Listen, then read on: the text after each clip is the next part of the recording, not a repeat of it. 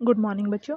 ਅਸੀਂ ਪੜ੍ਹ ਰਹੇ ਹਾਂ ਨਾਵਲ ਪਲ ਦੇ ਦੀਵੇ, ਰਜ਼ੀਆ ਨੂਰ ਮੁਹੰਮਦ ਦਾ ਲਿਖਿਆ ਹੋਇਆ।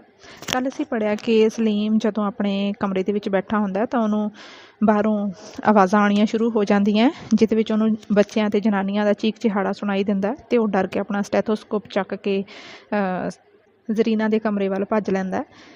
ਅਤੇ ਫਿਰ ਉਹਨੂੰ ਚੌਧਰੀ ਦੇ ਗਰਜਣ ਦੀ ਆਵਾਜ਼ ਸੁਣਾਈ ਦਿੰਦੀ ਹੈ, ਜਿਹਦੇ ਵਿੱਚ ਉਹ ਕਿਸੇ ਨੂੰ ਬਹੁਤ ਜ਼ਿਆਦਾ ਗਾਲਾਂ ਕੱਢ ਰਿਹਾ ਅਤੇ ਲੱਤਾਂ ਮਾਰਨ ਅਤੇ ਚਪੇੜਾਂ ਮਾਰਨ ਦੀਆਂ ਆਵਾਜ਼ਾਂ ਵੀ ਆ ਰਹੀਆਂ। ਅਤੇ ਚੌਧਰੀ ਕੀ ਬੋਲ ਰਿਹਾ ਸੀ? ਇਹ ਰੋਜ਼ ਦਿਹਾੜੇ ਤਮਾਸ਼ਾ ਲਾ ਬਹਿੰਦੀ ਹੈ। ਸਲੀਮ ਨੇ ਕੁਝ ਸੋਚਿਆ ਬਗੈਰ ਇੱਕ ਡਾਕਟਰ ਦੀ ਤਰ੍ਹਾਂ ਆਪਣਾ ਮੂੰਹ ਉੱਧਰੋਂ ਮੋੜ ਕੇ ਛੇਤੀ ਨਾਲ ਉਸ ਕਮਰੇ ਵਿੱਚ ਪਹੁੰਚਣ ਦੀ ਕੋਸ਼ਿਸ਼ ਕੀਤੀ ਅਤੇ ਦਰਵਾਜ਼ਾ ਖੜਕਾਇਆ ਬਗੈਰ ਕਮਰੇ ਦੇ ਅੰਦਰ ਵੜ ਗਿਆ। ਬਹੁਤ ਸਾਰੀਆਂ ਜਨਾਨੀਆਂ ਨੇ ਉਹਨੂੰ ਵੇਖ ਕੇ ਹੌਲੀ ਹੌਲੀ ਚੀਖਾਂ ਮਾਰੀਆਂ। ਕਿਸੇ ਨੇ ਹਾਏ ਨੀ ਮਰਦ ਕਿਹਾ ਅਤੇ ਸਾਰੀਆਂ ਕੱਪੜਿਆਂ ਵਿੱਚ ਮੂੰਹ ਛੁਪਾਉਣ ਲੱਗ ਪਈਆਂ। ਇਹਨਾਂ ਵਿੱਚੋਂ ਜ਼ਿਆਦਾਤਰ ਔਰਤਾਂ ਅਤੇ ਨੌਕਰਾਣੀਆਂ ਜਾਂ ਨੌਕਰਾਂ ਦੀਆਂ ਬੀਵੀਆਂ ਸਨ, ਪਰ ਵਿੱਚ ਸਾਫ ਸੁਥਰੇ ਚੰਗੇ ਕੱਪੜਿਆਂ ਵਾਲੀਆਂ ਕੁਝ ਔਰਤਾਂ ਵੀ ਕਮਰੇ ਦੀ ਕੰਧ ਨਾਲ ਲਾਗੇ ਖਲੋਤੀਆਂ ਹੋਈਆਂ ਸਨ। ਉਸ ਵੇਲੇ ਸਲੀਮ ਨੇ ਇਹਨਾਂ ਗੱਲਾਂ ਵੱਲ ਬਹੁਤਾ ਧਿਆਨ ਨਾ ਦਿੱਤਾ। ਉਹਨੇ ਜਲਦੀ ਨਾਲ ਮੰਜੀ ਵੱਲ ਵੇਖਿਆ, ਜਿੱਥੇ ਇੱਕ ਔਰਤ ਲੇਟੀ ਹੋਈ ਸੀ। ਉਹਦੇ ਵਾਲ ਖੁੱਲ੍ਹੇ ਸਨ ਅਤੇ ਉਹਨੇ ਕਮੀਜ਼ ਦਾ ਗਲਾ ਚੀਰ ਕੇ ਫਾੜ ਛੱਡਿਆ ਸੀ। ਉਹ ਬੜੇ ਜੋਸ਼ ਵਿੱਚ ਚੀਖਾਂ ਮਾਰ ਕੇ ਰੋਂਦੀ ਪਈ ਸੀ ਅਤੇ ਆਪਣੀਆਂ ਬਾਹਾਂ ਅਤੇ ਲੱਤਾਂ ਨੂੰ ਬੜੇਕ ਜ਼ੋਰ ਨਾਲ ਮੰਜੀ 'ਤੇ ਮਾਰਦੀ ਸੀ, ਪਰ ਉਹਦਿਆਂ ਹੱਥਾਂ ਪੈਰਾਂ ਨੂੰ ਦੁਪੱਟਿਆਂ ਨਾਲ ਬੰਨ੍ਹਿਆ ਸੀ, ਇਸ ਵਾਸਤੇ ਉਹ ਬਹੁਤ ਹਿੱਲ ਨਹੀਂ ਸੀ ਸਕਦੀ। ਸਲੀਮ ਨੂੰ ਵੇਖ ਕੇ ਚੌਧਰੀ ਸਾਹਿਬ ਬੜੇ ਗੁੱਸੇ ਵਿੱਚ ਕਮਰਿਓਂ ਬਾਹਰ ਚਲੇ ਗਏ। ਇਸ ਵੇਲੇ ਉਹਨਾਂ ਦਾ ਹੋਰ ਹੀ ਰੰਗ ਸਲੀਮ ਨੂੰ ਨਜ਼ਰ ਆਇਆ। ਮੂੰਹ 'ਤੇ ਖਿਲਰੇ ਹੋਏ ਲੰਮੇ ਲੰਮੇ ਵਾਲਾਂ ਦੇ ਪਟੇ, ਅੱਖਾਂ ਗੁੱਸੇ ਨਾਲ ਉਬਲ ਬਾਹਰ ਨਿਕਲਦੀਆਂ ਹੋਈਆਂ, ਮੂੰਹ ਲਾਲ ਅਤੇ ਬੁੱਲ੍ਹਾਂ ਵਿੱਚੋਂ ਗੁੱਸੇ ਨਾਲ ਝੱਗ ਨਿਕਲਦੀ ਪਈ ਸੀ। ਸਲੀਮ ਕੰਬ ਗਿਆ। ਇਹ ਚੌਧਰੀ ਸਾਹਿਬ ਦਾ ਅਸਲੀ ਰੂਪ ਏ, ਤਾਂ ਹੀ ਸਾਰੇ ਪਿੰਡ ਦੇ ਲੋਕ ਇਹਨਾਂ ਤੋਂ ਇੰਨਾ ਡਰਦੇ ਨੇ। ਪਰ ਕਿਉਂ? ਇਹਨਾਂ ਨੂੰ ਐਡਾ ਜ਼ੋਰਾਵਰ ਕਿਸਨੇ ਬਣਾਇਆ ਹੈ? ਇੰਨੀ ਤਾਕਤ ਦਾ ਘਮੰਡ ਕਿਹਨੇ ਹੋਣ ਦਿੱਤਾ ਇਹਨਾਂ ਨੂੰ? ਇਹ ਸਾਰਾ ਇਹਨਾਂ ਲੋਕਾਂ ਦਾ ਆਪਣਾ ਹੀ ਕਸੂਰ ਹੈ। ਇਹਨੇ ਵਿੱਚ ਕੋਲ ਹੀ ਪਰੇ ਇੱਕ 5-6 ਸਾਲ ਦਾ ਬੱਚਾ ਬੜੀ ਜ਼ੋਰ ਦੀ ਰੋਣ ਡਿਆ ਪਿਆ ਸੀ। ਉਹਦੇ ਮੂੰਹ 'ਤੇ ਬੜਾ ਡਰ ਦਿਸਦਾ ਸੀ ਅਤੇ ਉਹ ਘੜੀ ਮੰਜੀ ਨਾਲ ਬੱਝੀ ਜਨਾਨੀ ਨੂੰ ਵੇਖ ਕੇ ਚੀਖ ਮਾਰ ਕੇ ਰੋ ਪੈਂਦਾ ਸੀ ਅਤੇ ਆਪਣੀ ਮਾਂ ਦੀਆਂ ਲੱਤਾਂ ਨਾਲ ਚਿੰਬੜ ਜਾਂਦਾ ਸੀ। ਸਲੀਮ ਦੀ ਇਹਨਾਂ ਸਾਰਿਆਂ ਵਿੱਚੋਂ ਇੱਕ ਪਾਸੇ ਖੜੀ ਹੋਈ ਸਾਹਿਬਾਂ 'ਤੇ ਨਜ਼ਰ ਪਈ ਅਤੇ ਉਹਨੇ ਅੱਗੇ ਹੋ ਕੇ ਪੁੱਛਿਆ, ਇਹ ਕੌਣ ਨੇ?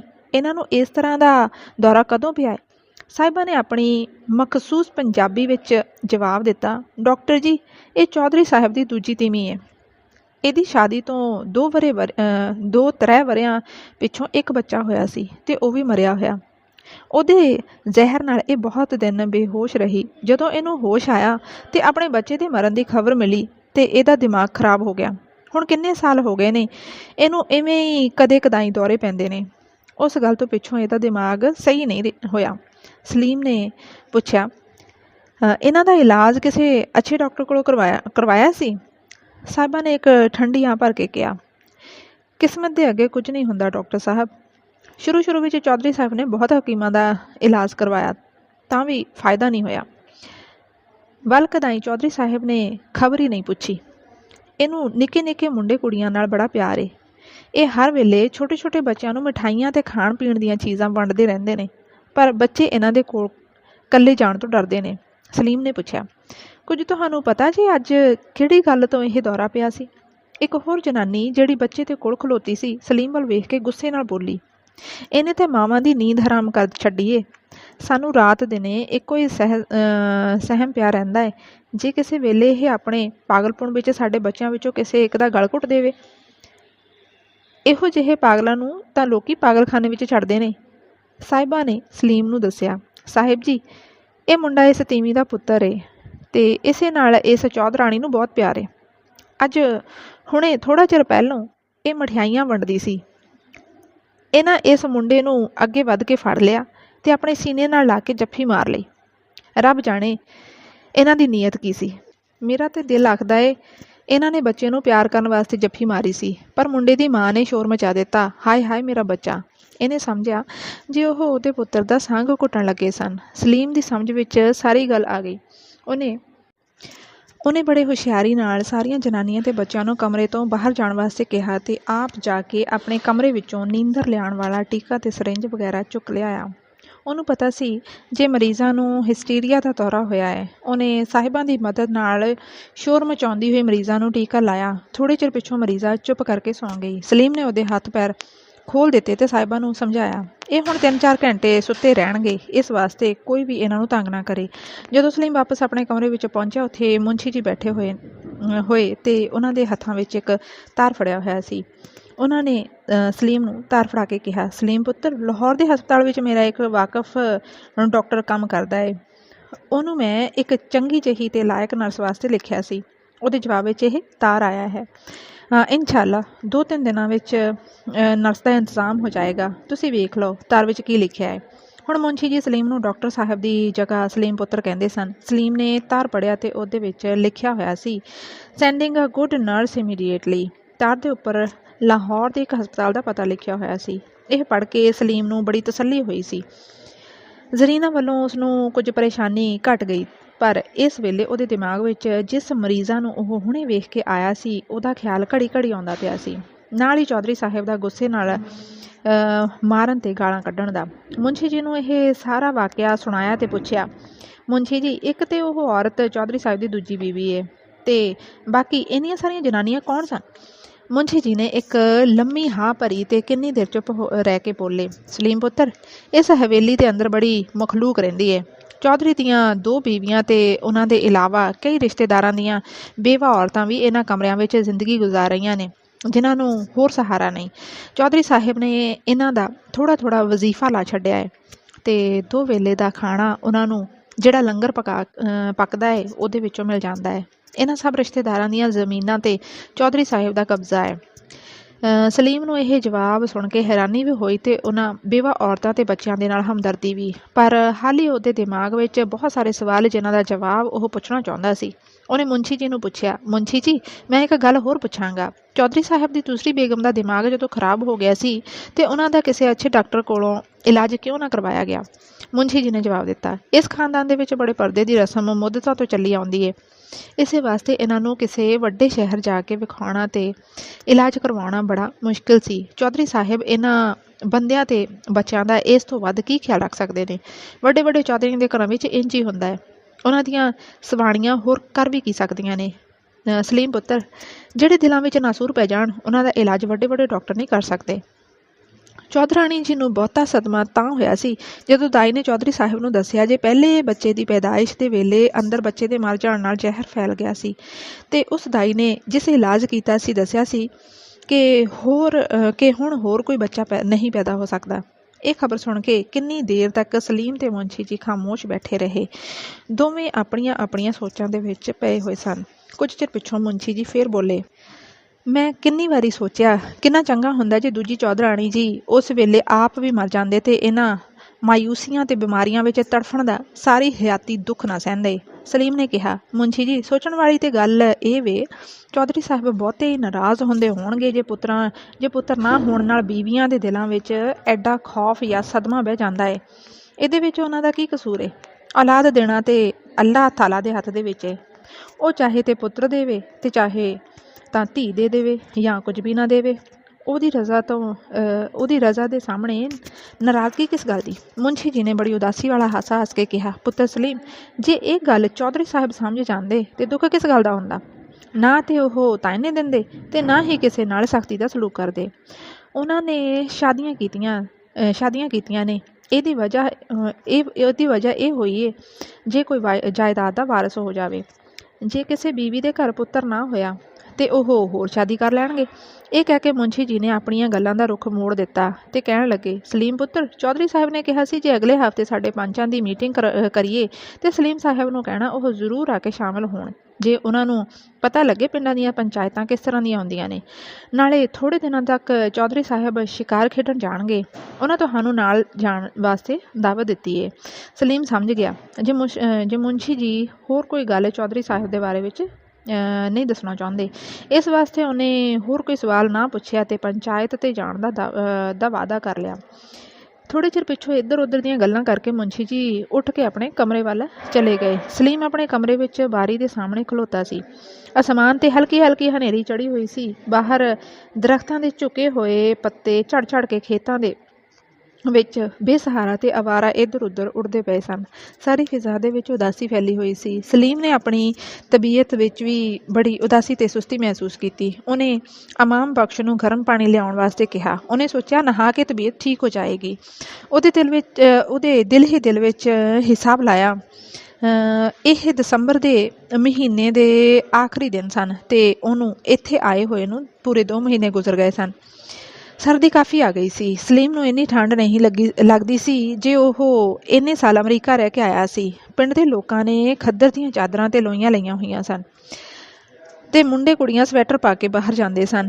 ਖੇਤਾਂ ਵਿੱਚ ਪਿਛੇਤਰੀਆਂ ਫਸਲਾਂ ਦਿਸਦੀਆਂ ਪਈਆਂ ਸਨ ਤੇ ਬਾਹਰ ਪਾਸੇ ਸਰੋਂ ਦੇ ਫੁੱਲ ਬੜੇ ਹੀ ਸੋਹਣੇ ਜਾਪਦੇ ਸਨ। ਉਹਦਾ ਦਿਲ ਬੜਾ ਉਦਾਸ ਹੋ ਗਿਆ। ਹੁਣ ਉਹ ਜਲਦੀ ਆਪਣੇ ਇਸ ਫਰਜ਼ ਤੋਂ ਵਿਹਲਾ ਹੋ ਕੇ ਵਾਪਸ ਜਾਣਾ ਚਾਹੁੰਦਾ ਸੀ। ਉਹ ਗੁਸਲਖਾਨੇ ਵੱਲ ਜਾਂਦਾ ਪਿਆ ਸੀ ਜੇ ਉਹਨੂੰ ਇੱਕ ਖੱਤ ਮੇਜ਼ ਦੇ ਉੱਤੇ ਪਿਆ ਦਿਸਿਆ, ਜਿਸ ਨੂੰ ਜ਼ਰੂਰ ਕੋਈ ਨੌਕਰ ਉਹਦੇ ਸੁੱਤਿਆਂ ਹੋਇਆਂ ਚੁੱਪ ਚਪੀਤੇ ਰੱਖ ਗਿਆ ਸੀ। ਉਹਨੇ ਜਲਦੀ ਨਾਲ ਲਿਫਾਫਾ ਖੋਲ੍ਹਿਆ। ਖੱਤ ਸ਼ਾਹਿਦ ਵੱਲੋਂ ਸੀ।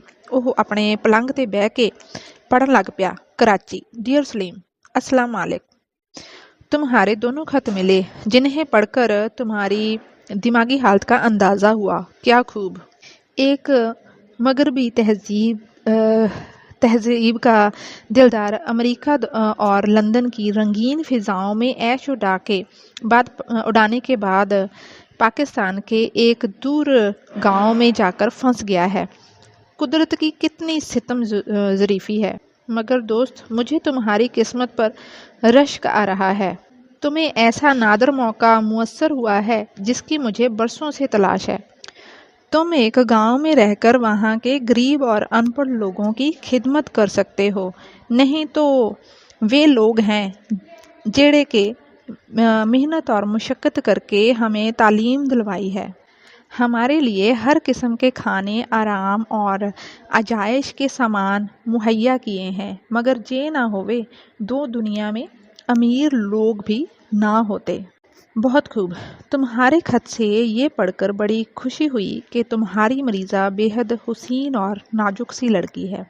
तुम तो बचपन से ही देहाती हुस्न से हमेशा दूर भागते रहे हो। अब तुम्हें एक गांव की लड़की से वास्ता पड़ गया है। देख, संभल कर पाँव रखना, कहीं बेध्यानी से कोई ऐसी हरकत ना कर बैठना जिससे इस सादा दिल और सीधी सादी लड़की के दिल को ठेस पहुँचे। मगर दोस्त, ये तुमने क्या लिखा है कि तुम ये सोचकर पाकिस्तान आए थे कि तुम्हारी कदर होगी। मेरे भाई, अपने मुल्क में कदर करवाने नहीं, खिदमत करने का जज्बा लेकर आना चाहिए। कदर गैरों से करवाई जाती है, अपनों से तो मोहब्बत की जाती है, और किसी से मोहब्बत हो तो खिदमत का जज्बा खुद ब खुद पैदा हो जाता है। मैं तुम्हें एक खुशखबरी सुनाऊं। तुम्हें याद होगा कि कराची में मैंने तुम्हें एक मर्तबा बताया था कि मैं अपने पैदाइशी गांव में एक हस्पताल खोलना चाहता हूं। इसके लिए मुझे वहां की कमेटी से इजाज़त मिल गई है और हस्पताल की बिल्डिंग का नक्शा भी पास हो गया है। अब तुम जल्दी से फारग होकर आओ तो हम दोनों पूरी तवज्जो से तामीर का काम शुरू कराएंगे और जल्द ब जल्द वहाँ पर अपना क्लिनिक खोलेंगे। क्यों, कैसा ख्याल है?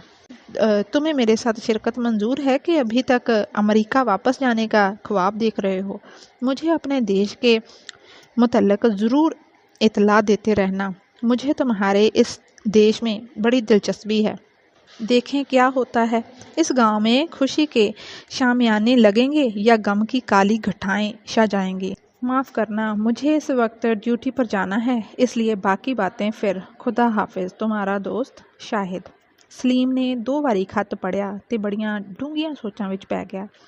ਜੇ ਅੱਜ ਤੋਂ ਕੁਝ ਦਿਨ ਪਹਿਲਾਂ ਇਹੋ ਜਿਹਾ ਖੱਤ ਆਉਂਦਾ ਤਾਂ ਉਹਨੇ ਹਾਸੇ ਵਿੱਚ ਉਡਾ ਦੇਣਾ ਸੀ, ਪਰ ਹੁਣ ਪਿਛਲੇ 2 ਮਹੀਨਿਆਂ ਵਿੱਚ ਉਹਨੂੰ ਇੰਜ ਲੱਗਦਾ ਪਿਆ ਸੀ ਜਿਵੇਂ ਇਸ ਪਿੰਡ ਦੀਆਂ ਗਲੀਆਂ ਤੇ ਬਾਜ਼ਾਰ, ਇੱਥੋਂ ਦੇ ਖੇਤ ਤੇ ਪਹਾੜ ਤੇ ਸਿੱਧੇ ਸਾਦੇ ਲੋਕ ਤੇ ਉਹਨਾਂ ਦੀ ਸਾਦੀ ਜਿਹੀ ਜ਼ਿੰਦਗੀ ਹੌਲੀ ਹੌਲੀ ਉਹਦੀ ਰੁੱਤ ਤੇ ਮਿੱਠਾ ਮਿੱਠਾ ਅਸਰ ਕਰਦੇ ਜਾਂਦੇ ਸਨ।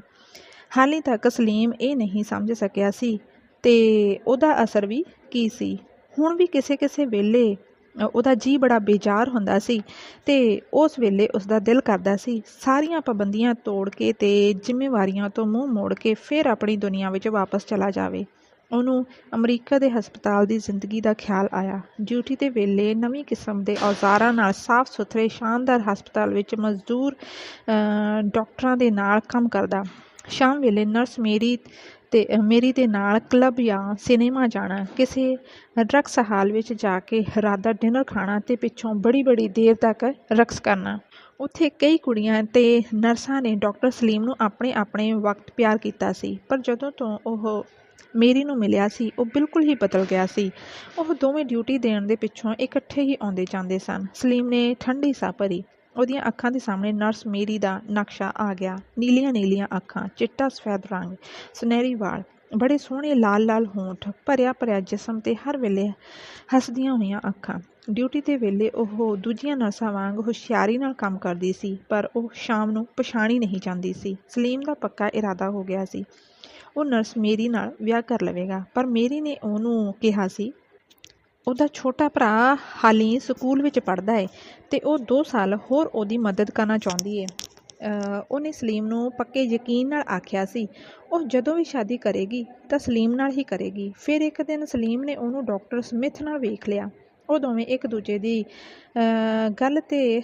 ਗੱਲ ਰੱਖ ਕੇ ਕਲੱਬ ਦੇ ਵਿੱਚ ਨਾਚ ਕਰਦੇ ਪਏ ਸਨ।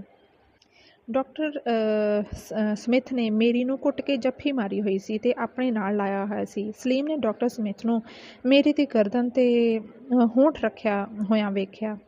ਉਹਨੂੰ ਮੇਰੀ 'ਤੇ ਗੁੱਸਾ ਵੀ ਆਇਆ ਅਤੇ ਉਸ ਤੋਂ ਨਫ਼ਰਤ ਵੀ ਮਹਿਸੂਸ ਹੋਈ। ਪਤਾ ਨਹੀਂ ਇਹਨੂੰ ਕਿੰਨੇ ਲੋਕਾਂ ਨੇ ਪਿਆਰ ਕੀਤਾ ਹੋਇਆ ਹੈ ਅਤੇ ਇਹਨੇ ਕਿੰਨਿਆਂ ਲੋਕਾਂ ਨੂੰ ਬੋਸੇ ਭਾਵ ਚੁੰਮਣ ਦਿੱਤੇ ਹੋਏ ਨੇ। ਸਲੀਮ ਉਸੇ ਵੇਲੇ ਕਲੱਬ ਤੋਂ ਉੱਠ ਕੇ ਅਤੇ ਆਪਣੇ ਫਲੈਟ ਵਿੱਚ ਚਲਾ ਗਿਆ। ਉਸਨੇ ਮੇਰੀ ਨਾਲ ਵਿਆਹ ਕਰਨ ਦਾ ਖਿਆਲ ਛੱਡ ਦਿੱਤਾ। ਸੋ ਇਸ ਤਰ੍ਹਾਂ ਸਲੀਮ ਜੋ ਕਿ ਅਮਰੀਕਾ ਦੇ ਵਿੱਚ ਰਿਹਾ ਹੈ ਅਤੇ ਉੱਥੋਂ ਦੇ ਲੋਕ, ਉੱਥੋਂ ਦੀਆਂ ਕੁੜੀਆਂ ਵੀ ਉਹ ਦੇਖ ਚੁੱਕਿਆ ਹੈ। ਹੁਣ ਹੌਲੀ ਉਹਦਾ ਪਿਆਰ ਪਿੰਡ ਦੇ ਲੋਕਾਂ ਦੇ ਨਾਲ ਵੀ ਪੈਣਾ ਸ਼ੁਰੂ ਹੋ ਚੁੱਕਿਆ। ਅੱਜ ਦੇ ਲਈ ਇੰਨਾ ਹੀ ਪੜ੍ਹਾਂਗੇ ਅਤੇ ਇਸ ਨਾਵਲ ਦੇ ਬਾਕੀ ਭਾਗ ਪੜ੍ਹਨ ਦੇ ਲਈ ਤੁਸੀਂ ਡਿਸਕ੍ਰਿਪਸ਼ਨ ਬਾਕਸ ਚੈੱਕ ਕਰ ਸਕਦੇ ਹੋ। ਅਗਰ ਇਹ ਵੀਡੀਓ ਕਿਸੇ ਵੀ ਤਰ੍ਹਾਂ ਤੁਹਾਡੇ ਲਈ ਲਾਹੇਵੰਦ ਹੋਵੇ ਤਾਂ ਇਸ ਨੂੰ ਜ਼ਰੂਰ ਆਪਣੇ ਦੋਸਤਾਂ ਦੇ ਨਾਲ ਸ਼ੇਅਰ ਕਰੋ, ਲਾਈਕ ਕਰੋ, ਕਮੈਂਟ ਕਰੋ ਅਤੇ ਚੈਨਲ ਨੂੰ ਸਬਸਕ੍ਰਾਈਬ ਕਰੋ। ਧੰਨਵਾਦ।